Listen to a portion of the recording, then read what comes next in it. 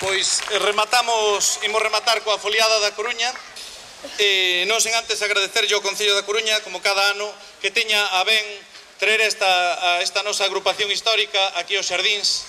Reparade ben que coros históricos agora mesmo quedan 4 en Galicia, que son Toxos e Frores, Coral de Roada en Ourense, Cantigas e Garimos e Nós Cántigas da Terra. Agora, na zona de Pontevedra, no sur, en Gondomar, naceu un novo coro que é Cantares do Brión, do cal estamos máis que orgullosos da súa existencia.